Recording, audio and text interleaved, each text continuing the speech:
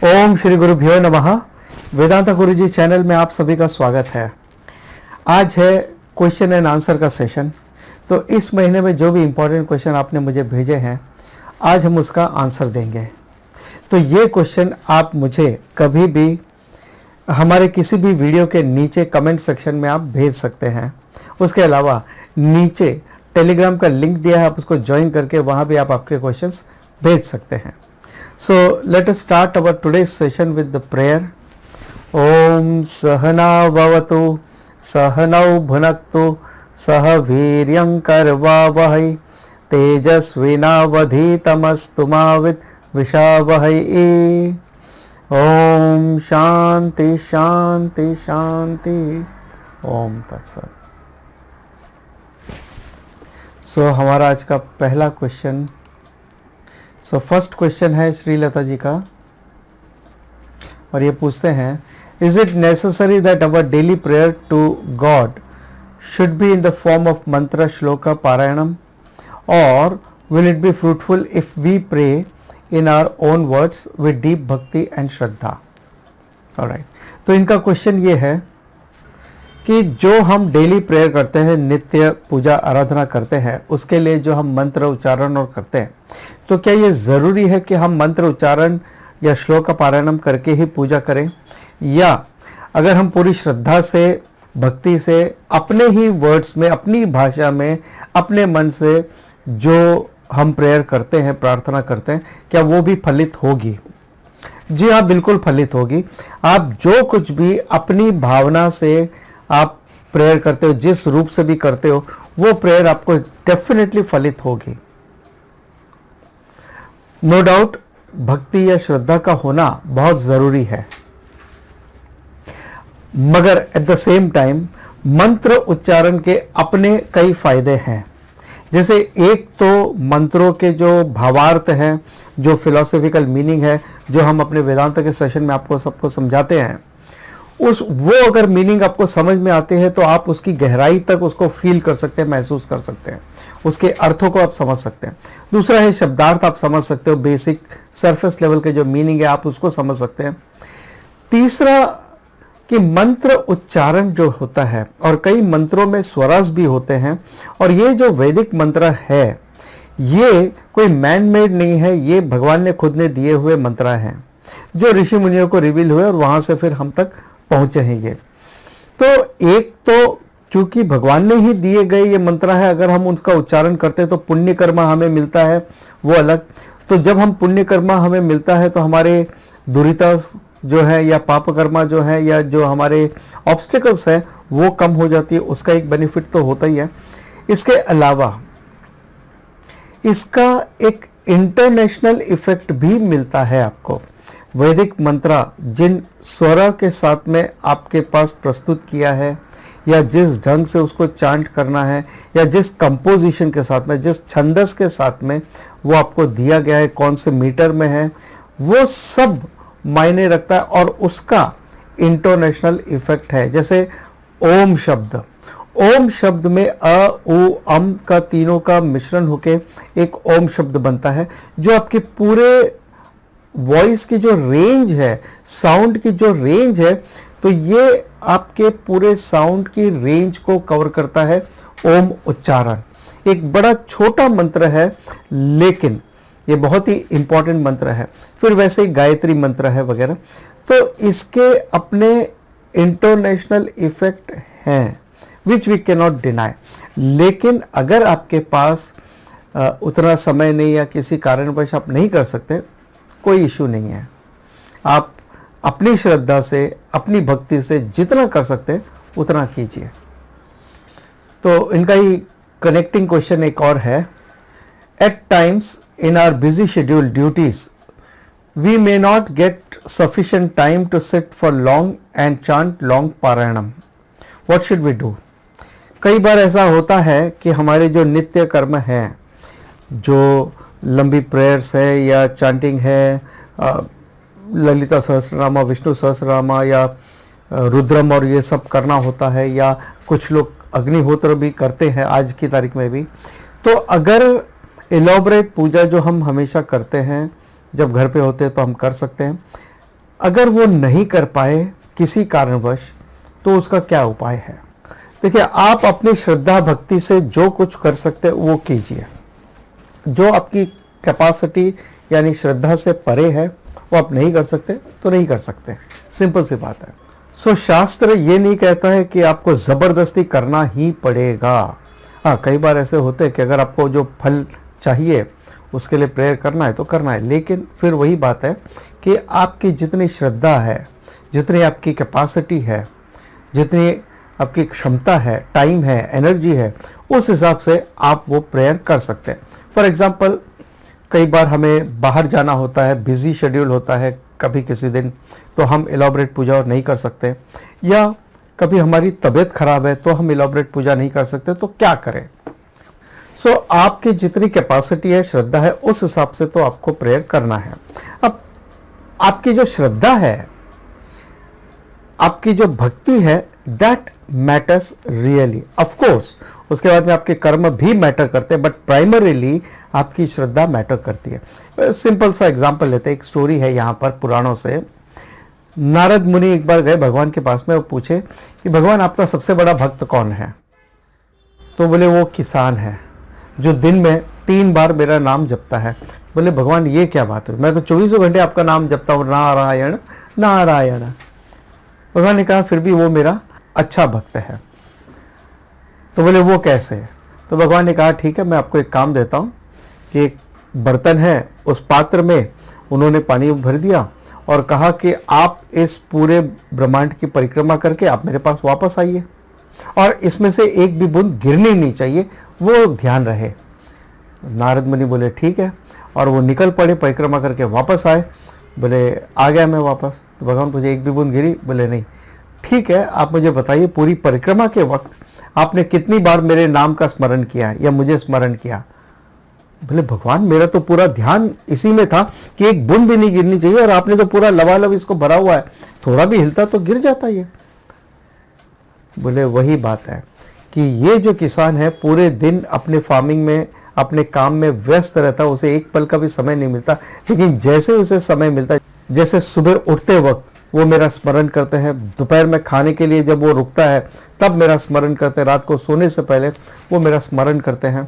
तो जब भी उसे वक्त मिलता है उस हर पल में वो मेरा स्मरण करता है, वो मुझे कहीं भूला नहीं है वो। इसलिए इट रियली डजंट मैटर कि आप कितनी प्रेयर करो, 24 घंटे करो, वो मैटर नहीं करता, लेकिन आप कितनी श्रद्धा भक्ति के साथ में आप वो प्रेयर करते हैं वो मैटर करता है। अब अगर मान लो कि हम ये नहीं कर पाते हैं, एलॉबरेट पूजा हम करना चाहते हैं और नहीं कर सकते, तो क्या कोई उसका उपाय है? तो शास्त्र में इसका एक आधुनिक जीवन के हिसाब से एक उपाय है। आज के युग में इट इज नॉट प्रैक्टिकल कि आप एलॉबरेट पूजा और करो, अग्निहोत्र आदि ये पूजा आप करो, लेकिन इसके स्थान पर पंच महायज्ञ दिए गए हैं। ये स्मार्त कर्म है, जो आपको नित्य कर्म है, ये आपको नित्य यानी डेली करने होते हैं। अब वो 5 महायज्ञ क्या है? यज्ञ सेक्रीफाइस जो हम करते हैं, या दानम है, जो भी हम देने का काम करते हैं वो। तो ये पंच महायज्ञ क्या है? तो सबसे पहला है ब्रह्म यज्ञ। ब्रह्म यज्ञ यानी जब हम अपने शास्त्रों का पारायण करते हैं, भगवत गीता का पारायण करते हैं वगैरह।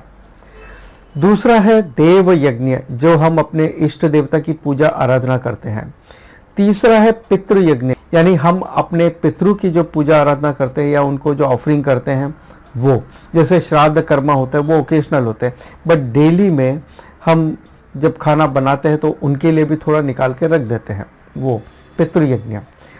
चौथा है मनुष्य यज्ञ, यानी लोकहित के लिए, मनुष्यों के लिए हम क्या सेवा कर सकते हैं नित्य रूप से। और पांचवा है भूत यज्ञ। भूत मतलब घोष नहीं है, भूत मतलब दूसरे लिविंग बींग्स है, मनुष्य बोल दिया, उसके अलावा जो दूसरे लिविंग बींग्स है उनके लिए हम क्या करते हैं। तो जैसे पेड़ पौधों लगाना, उनको पानी देना, पशु पक्षियों को दाना या उनको पानी देना, या कुत्ते को गाय को रोटी देना वगैरह। तो इस तरह से जो भूत यज्ञ यानी दूसरे जीवों की हम किस तरह से उनकी सहायता करते हैं वो।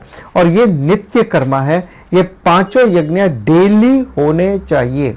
और ये कोई एलॉबरेट नहीं है, ये आप संक्षिप्त रूप से कर सकते हो, इसके लिए कोई विशेष करने की ज़रूरत नहीं है। जब कभी ऐसा नहीं है आपको रोज़ सुबह सुबह उठ के जाना पड़ता है ढूंढने के लिए कि भाई कौन गरीब है, किसको खाना खिलाए, किसकी मदद करे, नहीं।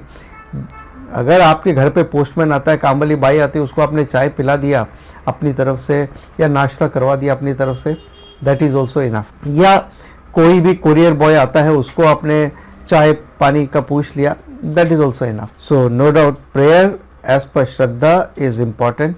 आप कितनी करते हो अपनी कैपेसिटी से, अपने टाइम से, अपनी एनर्जी के साथ कीजिए। दूसरा है पंच महायज्ञ।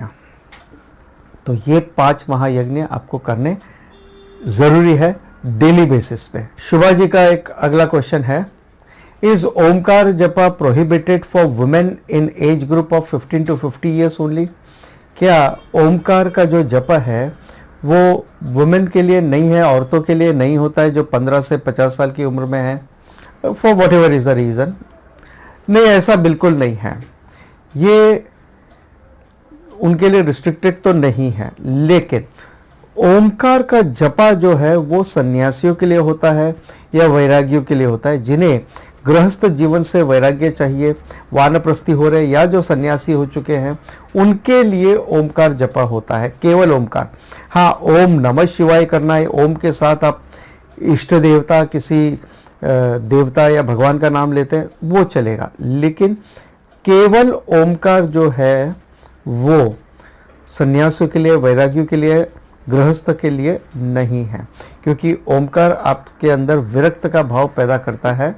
जो अगर गृहस्थ जीवन जीना है तो उसके लिए वो सही नहीं है। अगला क्वेश्चन है, how far or in what way are the mantra japa helpful in case of very sick serious condition of a person? See, मंत्र जपा आप किसी भी कंडीशन में आप चांट करते हैं, किसी के लिए भी चांट करते हैं, इट इज हेल्पफुल। मंत्र जपा के फायदे क्या हैं? दुरित क्षय, यानी हमारे दुरितस यानी हमारे पाप कर्मा जो हमारे लिए रुकावट का काम करती है, ऑब्स्टिकल का काम करती है, स्पीड ब्रेकर का काम करती है, तो दुरित क्षय होता है। और ये पुण्य कर्मा है, अपने आप में एक पुण्य कर्मा, आपके पुण्य बढ़ते हैं, पाप कर्मा कम होते हैं। फिर जैसे एक महामृत्युंजय मंत्र जैसे बहुत ही प्रभावशाली मंत्र है, ऑफ कोर्स वो मंत्र जाप करने से उसके फायदे होते हैं।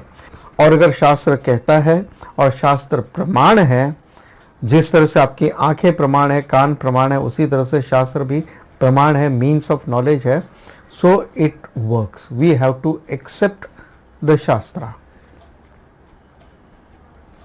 बट उसका मतलब ये नहीं है कि आपने महामृत्युंजय मंत्र किया और जो एकदम वेंटिलेटर पे है, एकदम like condition is already gone है, लेकिन जबरदस्ती उनको जिंदा रखा है, सांसों को चलाए रखा है, रोके रखा है, और फिर भी वो जी जाएंगे, कोई जरूरी नहीं है। ये ऐसा नहीं है कि आपने मंत्र उच्चारण किया तो आदमी जो मरने वाला है वो नहीं मरेगा, बिल्कुल भी। जिसके प्रारब्ध पूरे हो चुके हैं और जिसको जाना है वो जाएगा, क्योंकि ये विधि का विधान है। हाँ, ये हो सकता है मंत्र जाप करने से कि उसको ट्रीटमेंट टाइमली मिल जाए, उसको बेड टाइम पे मिल जाए, हॉस्पिटल में डॉक्टर्स टाइमली मिल जाए, उसका सारा ट्रीटमेंट सही ढंग से शुरू हो जाए। ये सारे जो अच्छी बातें हैं ये उसके साथ हो सकते हैं। वर्स्ट कम वर्स्ट सिचुएशन में अगर उनको जाना भी पड़ा तो कम से कम जो डेथ है वो पीसफुल डेथ होगी। सो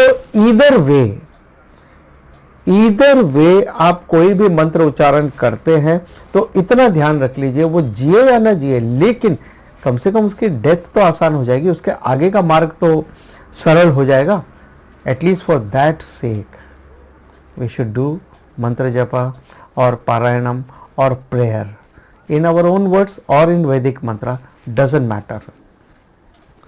सो हमारा अगला क्वेश्चन है, again, to attain moksha we need to do karma without kartritva bhava, also without desire for fruit of action, and have a sthita prajna state of mind, equipoised mind or balanced mind in all situation. Is my understanding correct? तो यहां पे इनका question है कि मोक्ष हासिल करने के लिए हमें कर्म करना है बिना कर्तृत्व भाव के, पहली कंडीशन। दूसरी है कि बिना फल की इच्छा किए कर्म करना है, और तीसरा हमारा माइंड जो स्थित प्रज्ञ की तरफ स्थिर होना चाहिए, बैलेंस होना चाहिए। ये 3 कंडीशन फुलफिल होनी चाहिए। तो क्या हमें मोक्ष मिलेगा? क्या ऐसा है? नहीं, एग्जैक्टली ऐसा नहीं है। यस, हमें कर्मयोग की जरूरत है, लेकिन कर्मयोग से केवल आपको ज्ञान योग्यता हासिल होगी, और केवल ज्ञानम से ही आपको मोक्ष मिल सकता है, और कोई दूसरा उसका साधन नहीं है। सो कर्मयोग आपको प्रिपेयर करता है, तैयार करता है मेंटली, ताकि आप ज्ञानम को एब्जॉर्ब कर सके उसलिए। और जब आप कर्म योग करते हैं, सो रिलेटिवली आपका माइंड जो है वो समत्वम भाव को हासिल करता है, रिलेटिवली, नॉट स्थित प्रज्ञ का माइंड नहीं है। अगर आपको स्थित प्रज्ञ का माइंड मिल ही गया, फिर साधना या कर्मयोग की जरूरत ही नहीं है, फिर तो आप पहुंच चुके ऑलरेडी अपने मंजिल तक। लेकिन कर्मयोग करने से समत्वम का भाव मिलता है, और वो समत्वम का भाव जरूरी है नॉलेज को हासिल करने के लिए। स्थिर प्रज्ञा क्या है? जो प्रज्ञा में, यानी जो नॉलेज है उसको अपने जीवन में उतार चुका है, वो उसके लिए अब नेचुरल हो चुका है, उसके जीवन का हिस्सा बन चुका है, वो नेचुरली उसके लाइफ में फ्लो करता है। वो जो व्यक्ति उस नॉलेज में स्थिर हो चुका है पूरी तरह से, अच्छी तरह से, वो स्थिर प्रज्ञा। तो वो स्थिति अगर हमने हासिल कर ली, वो माइंड अगर हमने हासिल कर लिया, और हमें चाहिए ही क्या? और फल की इच्छा किए बगैर हमें कर्म करना ये संभव नहीं है। बिना फल की इच्छा किए आप कोई कर्म कर ही नहीं सकते। इवन अभी आप जो मुझे सुन रहे हैं, तो ये भी आपकी इच्छा है कि आपको मुझे सुनना है। अगर आप भले सामने हो, लेकिन आपका थॉट कहीं और चला जाता है, क्योंकि आपकी इच्छा कहीं और चली गई, तो आप मुझे सुन भी नहीं पाओगे, देख भी नहीं पाओगे। सो बिना इच्छा के कोई कर्म संभव नहीं है। सो भगवान जब ये कहते हैं, सो इट इज नॉट फल की इच्छा नहीं करनी है, लेकिन यहां फल की चिंता नहीं करनी है, क्योंकि फल आपके हाथ में बिल्कुल नहीं है। फल डिपेंड करता है आपके कर्मों पे, उसका रिजल्ट है वो। तो रिजल्ट आपके हाथ में नहीं है, कर्म करना आपके हाथ में, आपके वश में है। उस पर आपको ध्यान देना है, ना कि फल के बारे में। तो कर्म के बाद में मल्टीपल रीजंस हैं जिसके अनुसार आपको फल मिलता है, जो आपके कंट्रोल में नहीं होते हैं। इसलिए ऐसा बिल्कुल नहीं है कि फल की इच्छा किए बगैर कर्म करना है, मगर फल की चिंता किए बगैर कर्म करना है सही ढंग से। सही कर्म है अगर, तो डेफिनेटली उसके चांसेस बहुत ब्राइट है कि आपको अच्छा फल मिलेगा। सो ये इस तरह से कहना कि मोक्ष के लिए कर्मयोग बिना कर्तृत्व भाव के या बिना फल की इच्छा किए कर्म करना और स्थित प्रज्ञ का माइंड रख के कर्म करना, ये बहुत हाई स्टेट है। ये हमारा अल्टीमेट गोल है, साधना के लिए ये नहीं है। तो अगला क्वेश्चन है, हाउ टू डेवलप द अकर्त भाव इन अस। हमारे अंदर अकर्ता का भाव है, वो हम कैसे डेवलप करें कि मैं करता नहीं हूं, ये मैं कैसे डेवलप करूं। देखिए, ये स्टेप बाय स्टेप होता है। सबसे पहले जब हम कर्म योग शुरू करते हैं, कर्म योग का मतलब ये नहीं है कि आप फिजिकली जो कर्म करते हो, एक्शन करते हो, वो कर्म है, नहीं। कर्म योग is the attitude, the right attitude के साथ में राइट कर्म जो आप करते हो, दैट इज कर्म योगा। अब व्हाट इज राइट एटीट्यूड? ईश्वर अर्पण भाव और प्रसाद बुद्धि से आपको कर्म करना है। यानी आपका जो भी कर्म है वो ये सोच के कीजिए, इट इज सरेंडर टू ईश्वर। फिर चाहे अगर आप हाउसवाइफ है, आप घर पे खाना पका रही है, घर संभाल रही है, दैट इज ईश्वर को अर्पित करते हुए। अगर आप ऑफिस गोअर से आप ऑफिस जा रहे हैं, ईश्वर को अर्पित करते हुए वो जो आपका काम है वो ईश्वर को समर्पित है। भले आपका काम है, आपकी ड्यूटी, आप सैलरी ले रहे हो, ठीक है, बट वो ईश्वर को समर्पित करते हुए आप अपना काम करते हैं। दूसरा, उसका जो भी फल मिलता है, अब ईश्वर को समर्पित किया है, यानी इट इज ईश्वर's work, I am doing for Ishwar, that's all, and on behalf of Ishwar I am doing it.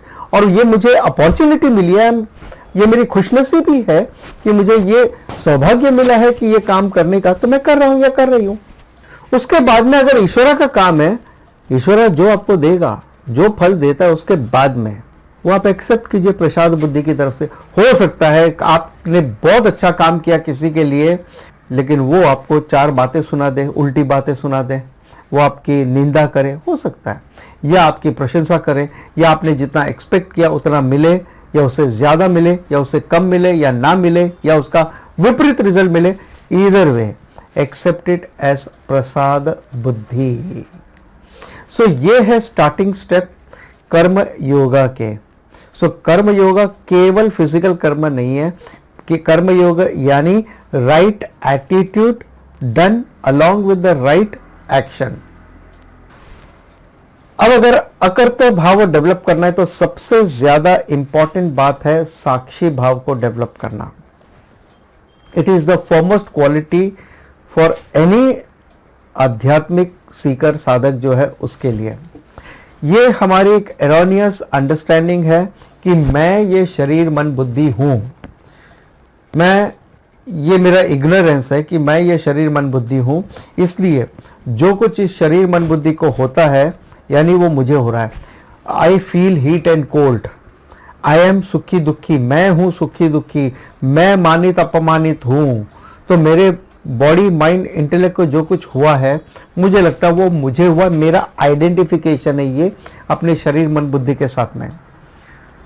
तो यहां चाहिए आपको साक्षी भाव कि मैं ये शरीर मन बुद्धि नहीं हूं, मैं आत्म स्वरूप हूं जो इससे अछूता है। जैसे स्पेस में कुछ भी हो, स्पेस उससे अछूती होती है। आप चाहे उसमें अच्छी चीज रखो या बुरी चीज रखो, स्पेस इज ओके। उसी तरह से ये शरीर मन बुद्धि है, ये उपकरण है, इक्विपमेंट्स है मेरे लिए, मगर मैं वो आत्म स्वरूप हूं जो इस शरीर मन बुद्धि से बाधित नहीं है। तो ये हीट और कोल्ड जो महसूस कर रहा है ये शरीर कर रहा है, ये सुख दुख है वो माइंड हमारा फील कर रहा है, मानित अपमानित हमारी बुद्धि हो रही है, लेकिन आत्मा इससे विरक्त है, इससे मुक्त है। और मैं वो आत्म स्वरूप हूं, क्योंकि ड्रीम अवस्था में ये शरीर मन बुद्धि नहीं है, जो वेकिंग में है वहां अलग है। डीप स्लीप अवस्था में कुछ भी नहीं है, लेकिन फिर भी मैं हूं। जब बाल्य अवस्था थी तब भी मैं था, युवा अवस्था में भी मैं हूं, वृद्धावस्था में भी मैं रहूंगा। सो हर अवस्थाओं में मैं हूं, लेकिन जो बालक है वो युवा नहीं, जो युवा है वो वृद्ध नहीं है। तो ये शरीर मन बुद्धि मैं नहीं हूं। और एक और बात हम ये कहते हैं, ये मेरा शरीर है, यानी मैं इसका पोजेसर हूं, ये मेरे पोजीशन में है। तो मैं शरीर कैसे हुआ?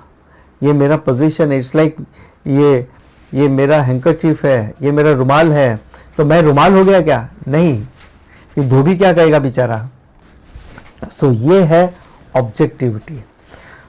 लेकिन ये शरीर मन बुद्धि अपने आप में इनर्ट है, और ये जो काम करते हैं बिकॉज ऑफ द आत्मा। नथिंग वर्क्स विदाउट आत्मा, बट आत्मा इज नित्य अकर्ता।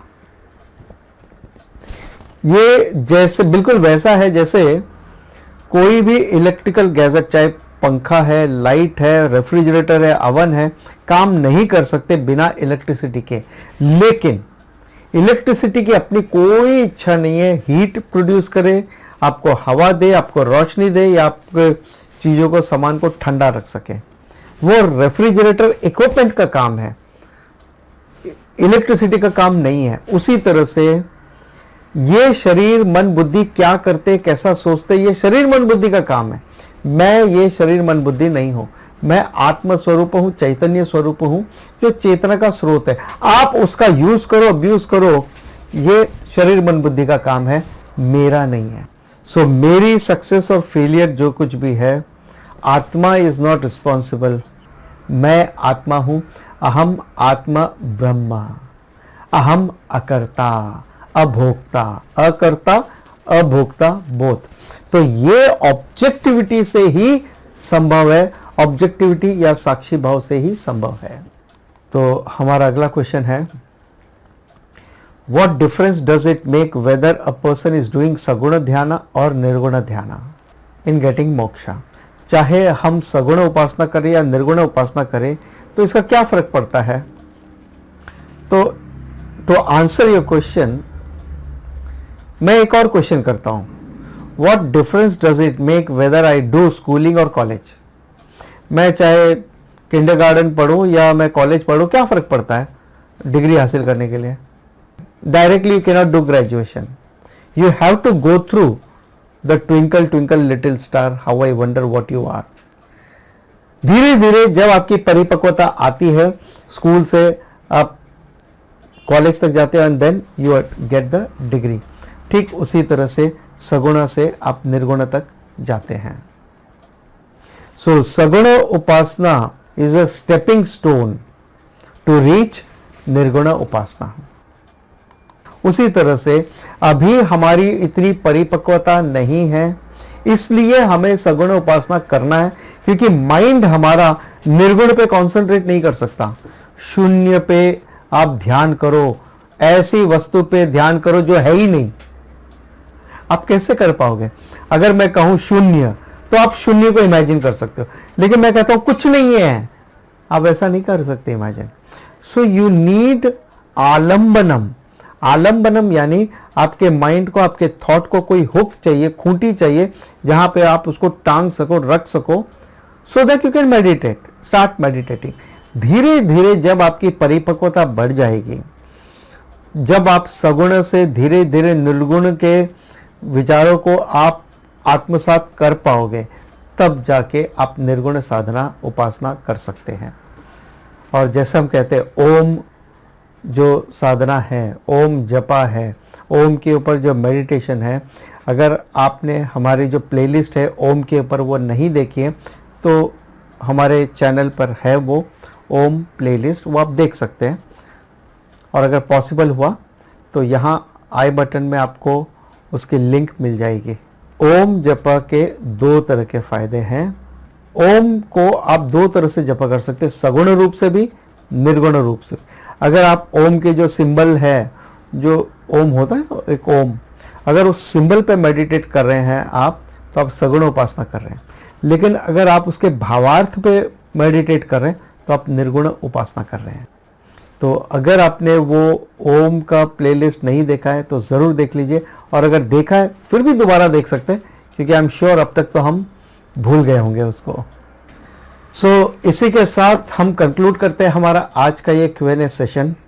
अगर आपके कोई भी क्वेश्चंस है तो आप नीचे कमेंट सेक्शन में भेज सकते हैं। हर महीने के पहले शनिवार को होता है हमारा Q&A सेशन। इसके अलावा जो कोई भगवद गीता चांटिंग सीखना चाहता है तो हमारे टेलीग्राम ग्रुप में ज्वाइन करके आप हमें मैसेज कर सकते हैं। And next week again we will continue with Patanjal Yoga Sutra. आप इसको लाइक कर सकते हैं, शेयर कर सकते हैं दूसरों के साथ में, और हो सके तो आप ज़रूर आपके वैल्यूएबल कमेंट्स दीजिए। इसके अलावा और क्या टॉपिक है जिस पे आप सुनना चाहेंगे, जानना चाहेंगे, तो वो भी आप मुझे नीचे ज़रूर से बताइएगा। और अगर अब तक आपने हमारे वीडियो को सब्सक्राइब नहीं किया है तो please do subscribe and hit the bell icon to get all the notification quickly. हर शनिवार को शाम 7 बजे हम लाइव होते हैं यूट्यूब पर विथ वेदांता टेक्स्ट को लेकर के, और हर संडे मॉर्निंग सुजाता जी का सेशन होता है भगवद गीता को लेकर के सुबह 8:30 बजे लाइव ऑन यूट्यूब। और इसके अलावा हमारे जो और भी सेशन है जूम पे जो आप अटेंड करना चाहते हैं तो आप टेलीग्राम ज्वाइन कर लीजिए और वहाँ पे आप हमें मैसेज भेज सकते हैं। और नीचे गूगल फॉर्म का लिंक दिया है, आप उसको भी भर दें ताकि आपको हमारे सारे इन्फॉर्मेशन मिलते रहें और हम आपको एक रिस्पेक्टिव ग्रुप में ऐड कर सकें। Let's conclude with the prayer. ओम पूर्णमदः पूर्णमिदं पूर्णात् पूर्णमुदच्यते पूर्णस्य पूर्णमादाय पूर्णमेवावशिष्यते। ओम शांति शांति शांति। ओम तत्सत।